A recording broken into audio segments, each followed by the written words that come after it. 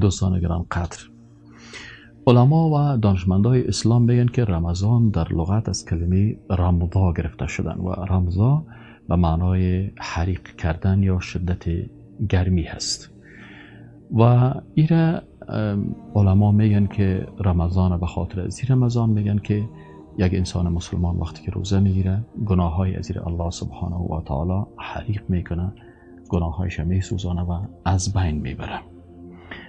یکی از علما میگن که لانه یرمد الذنوب ان یحرقها بالاعمال الصالحه، یعنی الله سبحانه و تعالی گناه ها را میسوزانه و حریقش میکنه توسط چی؟ توسط اعمال صالحه که طبعا انسان روزدار در ماه مبارک رمضان در 24 ساعت زندگی خود اعمال صالحه میکنه و ما احتیاط بکنیم که در رمضان در هر لحظه عبادت الله را بکنیم و مطابق احکام الله زندگی بکنیم، صبح، شام، نصف شب و هر لحظه به یاد الله باشیم تا ای که با اعمال صالحه ما گناههای ما از بین بره و حریق شود.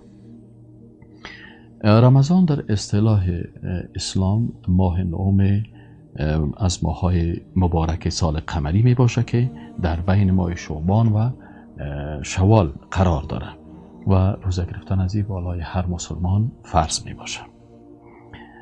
دیگه کلمه صوم است که صوم در زبان عربی به معنای خودداری یا امساک است. مثلا در سابق چی میکردن؟ از گپ زدن امساک میکردن و میگفتن که اینی نذرت للرحمن صوما. در قصه بیبی مریم است که بیبی مریم میگه که اینی نذرت للرحمن صوما، یعنی بیبی مریم علیه السلام میگه که من برای الله روزه گرفتم یا امساک نمودم که در وقتی از اونا روزه گرفتن یعنی ترک سخن گفتن هم بود. اما صوم یا روزه در اصطلاح شریعت اسلامی بوده چی میگن؟ صوم یا روزه در اصطلاح شریعت اسلامی دوستان عزیز عبارت از امساک است.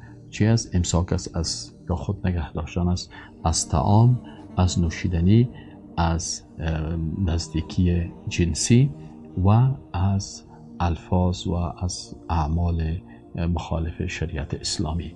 پس انسان مسلمان واقعی و روزدار واقعی کسی است که خود از تمامی این امور نگهداری میکنه. به این خاطر در حدیث شریف میخوانیم که حدیث صحیح البخاری هست که عن ابی هریره رضی الله عنه قال قال رسول الله صلی الله علیه و سلم من لم يدع قول الزور والعمل به. رسول الله صلی الله علیه و سلم قال رسول الله صلی الله علیه و سلم من لم يدع قول الزور والعمل به فليس لله حاجة في أن يدع طعامه و شرابه.